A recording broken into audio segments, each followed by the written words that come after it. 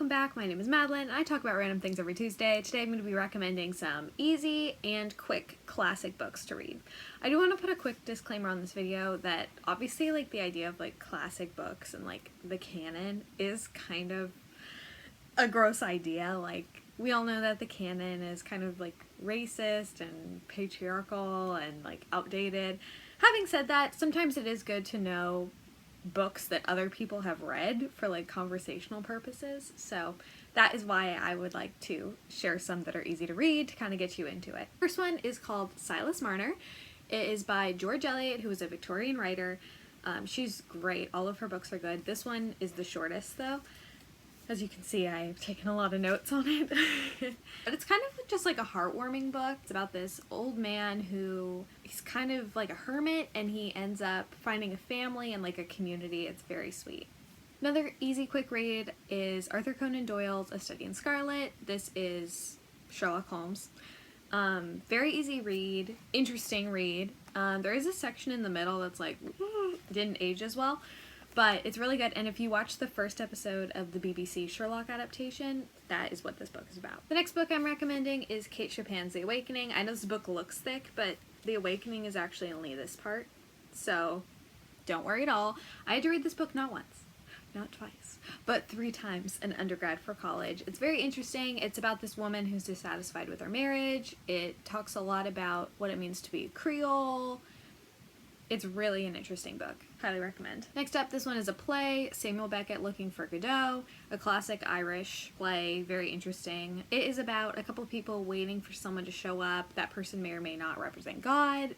Very interesting, very quick read, as you can tell. Next up is Ethan Frome by Edith Wharton. Again, this is like the shortest book. This one is sort of similar to Silas Marner in terms of plot, but definitely has a different tone. Very good read.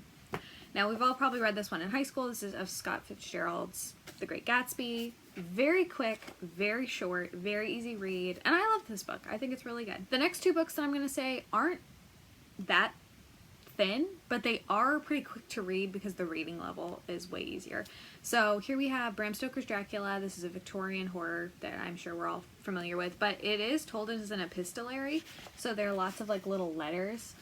So it kind of breaks up the text. I think it's a very interesting read. I think it's a pretty quick read. Highly recommend. And then lastly, we have Louisa May Alcott's Little Women. Classic. This book is chunky. It took me a really, really long time to read.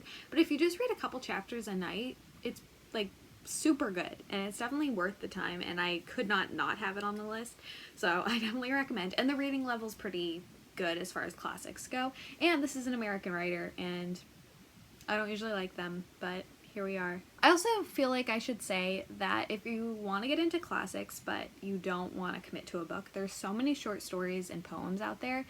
You have the Harlem Renaissance poets, you have Walt Whitman, he's amazing. There is Anne Saxon, Rip Van Winkle by Washington Irving, The Yellow Wallpaper by Charlotte Perkins Gilman, Young Goodman Brown by Nathaniel Hawthorne. Nathaniel Hawthorne has a couple good short stories, and people really only think of him with novels, but his short stories are insane. There's Bartleby by Erman Melville, who wrote Moby Dick. That is a good short story. All in all, I just wanted to share some recommendations if you want to read classics, but you're not really into reading like super hard, non-accessible, like classics that take you forever to figure out. Like these ones are definitely a little bit easier, a little easier to understand, and I think that they're a good stepping stone if you want to get into classics. As always, thank you so much for watching. It really means a lot to me. Jake, if you're watching, you're the MVP, but never tell me you're watching this. And I'll see you guys next Tuesday. Bye. Oops, wait.